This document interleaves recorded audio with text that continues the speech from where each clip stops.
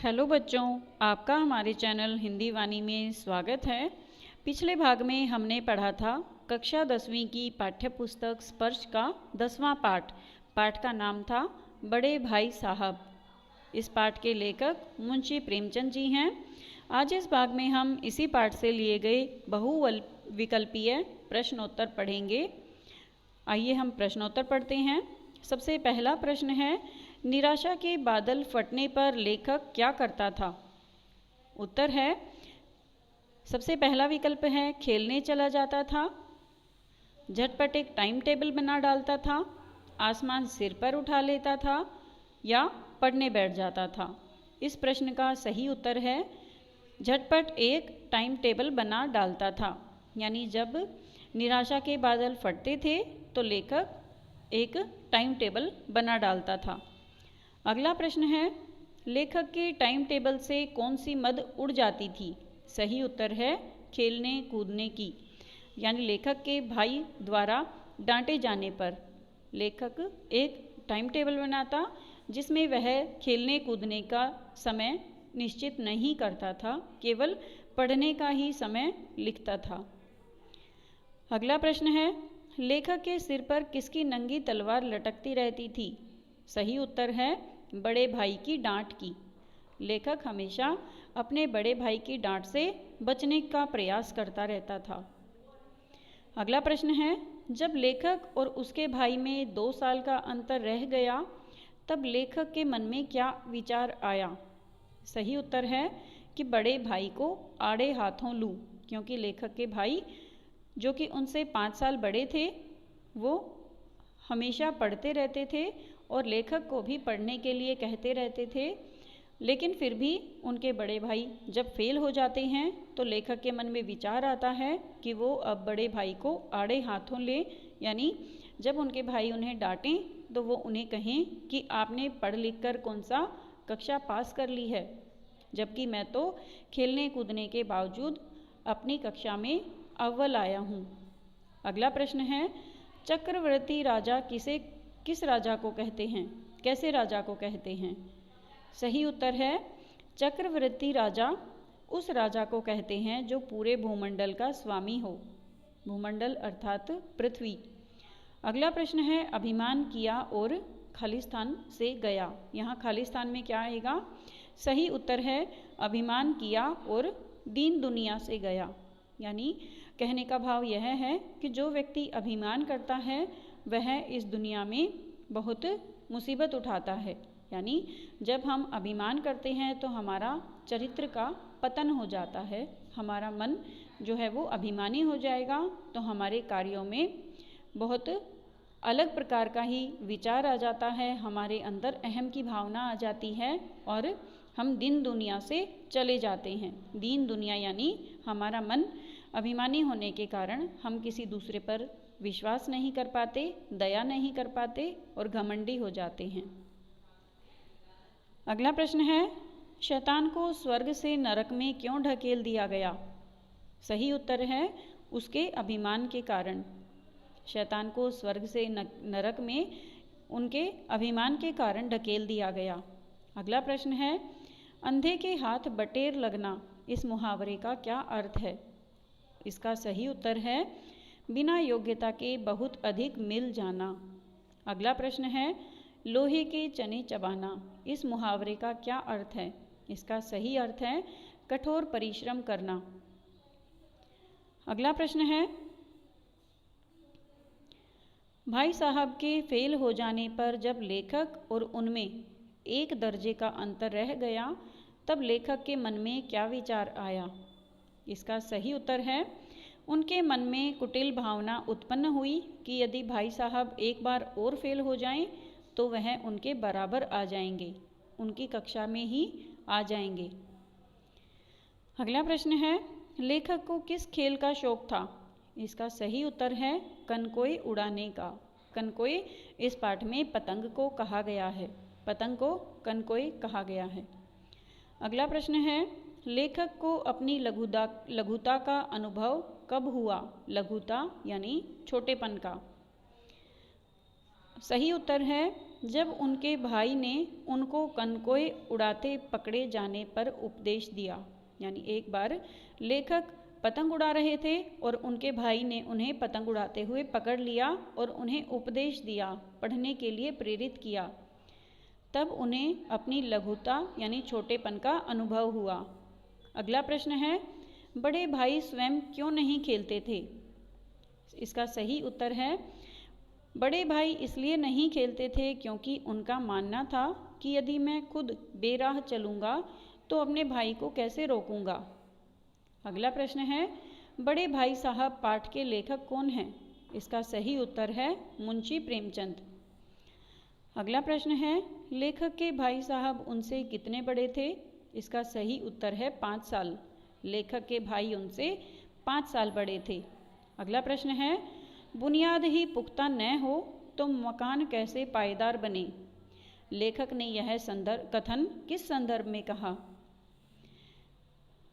उत्तर है, अपने भाई के बार बार फेल होने के संबंध में लेखक ने कहा। अगला प्रश्न है, लेखक की शालीनता किसमें थी? सही उत्तर है, भाई के हुक्म को कानून समझने में ही लेखक की शालीनता थी। अगला प्रश्न है, बड़े भाई स्वभाव के कैसे थे? उनका स्वभाव कैसा था? सही उत्तर है अध्ययनशील। बड़े भाई स्वभाव से अध्ययनशील थे, यानी वो हमेशा पढ़ते लिखते रहते थे। अगला प्रश्न है, बड़े भाई साहब दिमाग को आराम देने के लिए क्या किया करते थे?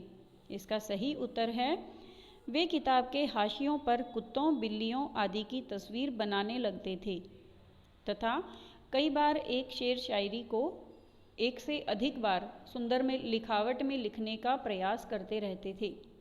ऐसा वो केवल अपने दिमाग को आराम देने के लिए ही करते थे। अगला प्रश्न है, ऐरा गहरा नत्थु खैरा, इस मुहावरे का क्या अर्थ है? इसका सही उत्तर है हर कोई व्यक्ति। अगला प्रश्न है, खून जलाना मुहावरे का क्या अर्थ है? सही उत्तर है शरीर को कष्ट देकर कठोर परिश्रम करना। खून जलाना यानी अपने शरीर को कष्ट देकर कठोर परिश्रम करना। अगला प्रश्न है, भाई की लताड़ सुनकर लेखक क्या करने लगता था? लताड़ का अर्थ है डांट फटकार, यानी अपने भाई के डांट फटकार सुनकर लेखक क्या करने लगता था? सही उत्तर है आंसू बहाने लगता था। अगला प्रश्न है, भाई साहब किस कला में निपुण थे? इसका सही उत्तर है उपदेश कला में। भाई साहब अपने छोटे भाई को यानी लेखक को उपदेश देते थे, वे इस कला में निपुण थे। अगला प्रश्न है, लगती बातें कहना मुहावरे का क्या अर्थ है? इसका सही उत्तर है हृदय पर आघात करने वाली बातें कहना। ऐसी बातें जो हमारे मन पर चोट करती हैं, यानी जिनको हम सुनते हैं और हमारे मन पर असर होता है, हमें दुख होता है, उसे लगने वाली बातें कहते हैं। अगला प्रश्न है, निम्नलिखित में से कौन सा वाक्यांश एक मुहावरा नहीं है? इसका सही उत्तर है सुक्ति बाण चलाना, जिगर के टुकड़े टुकड़े होना, दांतों पसीना आना। ये तीनों मुहावरे हैं, जबकि काम बूते के बाहर होना ये एक कहावत है, ये एक लोकोक्ति है, ये मुहावरा नहीं है। तो सही उत्तर है ऑप्शन सी। अगला प्रश्न है, लेखक को 1 घंटा किताब लेकर बैठना कैसा लगता था? इसका सही उत्तर है पहाड़ के समान। लेखक को 1 घंटा किताब लेकर बैठना पहाड़ के समान मुश्किल लगता था। अगला प्रश्न है, मौका पाते ही हॉस्टल से निकलकर लेखक कहाँ जाता था? सही उत्तर है खेलने के लिए मैदान में। जैसे ही लेखक को मौका मिलता तो वह खेलने के लिए मैदान में चला जाता था। अगला प्रश्न है, भाई साहब का कैसा रूप देखकर लेखक के प्राण सूख जाते थे? अपने भाई को कैसे रूप में देखकर उनके प्राण सूख जाते थे, उन्हें डर लगता था। प्राण सूख जाना यानी बहुत अधिक डर लगना। सही उत्तर है रुद्र रूप। रुद्र रूप यानी बहुत अधिक गुस्से में देखकर। अगला प्रश्न है, भाई साहब का पहला सवाल क्या होता था? इसका सही उत्तर है तुम कहाँ थे? जब भी लेखक खेलकर अपने हॉस्टल में वापस लौटता तो उनके भाई उनसे हमेशा एक ही सवाल पूछते थे कि तुम कहाँ थे। अगला प्रश्न है, लेखक का मौन क्या दर्शाता था? इसका सही उत्तर है, लेखक का मौन यह दर्शाता था कि उन्हें अपना अपराध स्वीकार है। अगला प्रश्न है, निराशा दूर होने पर लेखक क्या करता था? इसका सही उत्तर है, लेखक टाइम टेबल तैयार करता था, सभी विषयों के लिए अलग अलग समय का निर्धारण करता था। अगला प्रश्न है, भाई साहब की बातों का लेखक पर क्या असर होता था? इसका सही उत्तर है, भाई साहब की बातों से लेखक की हिम्मत टूट जाती थी। वे सोचते थे क्यों न घर चला जाऊं, जो काम बस का नहीं उसमें हाथ डालकर क्यों जिंदगी खराब करूं। इस प्रकार की बातें लेखक सोचते थे जब वो अपने भाई से डांट खाते थे तब। अगला प्रश्न है, निराशा दूर होने पर लेखक क्या करता था? उत्तर है, लेखक टाइम टेबल तैयार करता था, सभी विषयों के लिए अलग अलग समय का निर्धारण करता था। अगला प्रश्न है, लेखक का टाइम टेबल लागू क्यों नहीं हो पाता था? सही उत्तर है, वह टाइम टेबल व्यवहारिक नहीं होता था, उसमें खेलने के लिए कोई समय नहीं था, क्योंकि लेखक केवल पढ़ने का समय निर्धारित करता था, उसमें खेलने के लिए समय नहीं दिया होता था। अगला प्रश्न है, लेखक को चक्कर क्यों आ जाता था? इसका सही उत्तर है, बिना खेले पढ़ना उनके वश की बात नहीं थी। लेखक लगातार एक स्थान पर बैठकर नहीं पढ़ सकता था। अगला प्रश्न है, पाठ का नाम व लेखक का नाम लिखिए। इसका उत्तर है, पाठ का नाम है बड़े भाई साहब और लेखक हैं मुंशी प्रेमचंद। अगला प्रश्न है, लेखक टाइम टेबल की अवहेलना क्यों करता था? अवहेलना का अर्थ है किसी चीज़ को अनदेखा करना, किसी चीज़ का पालन न करना। इसका उत्तर है, मैदान की सुखद हरियाली और हवा के झोंके लेखक को बाहर आने के लिए मजबूर कर देते थे। वह मैदान में आते ही सब कुछ भूल जाता था। अगला प्रश्न है,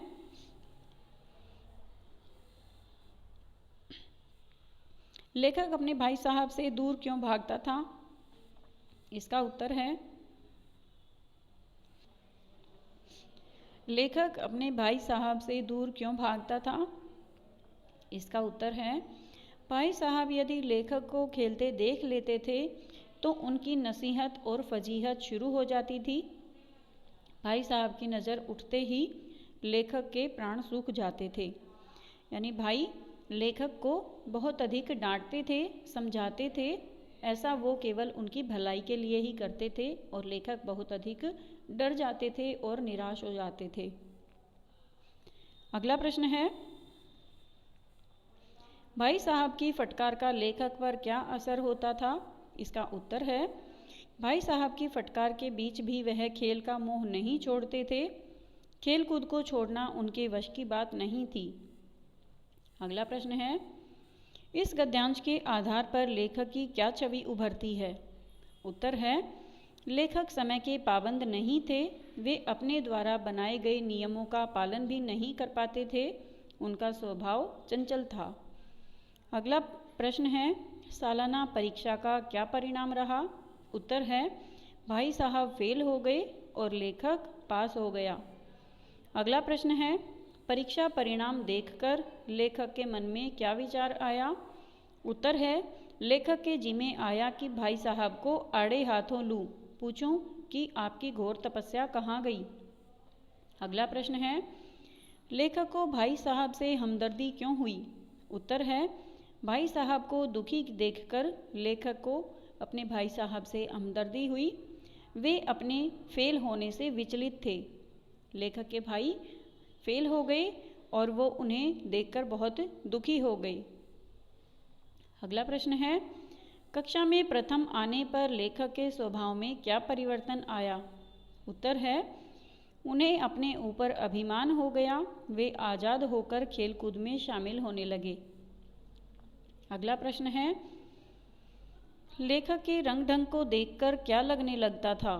उत्तर है, उन्हें अपने भाई की परवाह नहीं थी, वे समझते थे कि वह खेल कूद के बाद भी प्रथम आ सकता है, वे अपने व्यवहार से ही हेकड़ी जता रहे थे। यानी जब लेखक अपनी कक्षा में प्रथम आए और उनके भाई फेल हो गए तो वे अपने आप को और अधिक स्वच्छंद आज़ाद महसूस करने लगे थे और उनके अंदर अभिमान की भावना आ गई थी। अगला प्रश्न है, लेखक को किस बात पर आश्चर्य हो रहा था? आश्चर्य अर्थात हैरानी।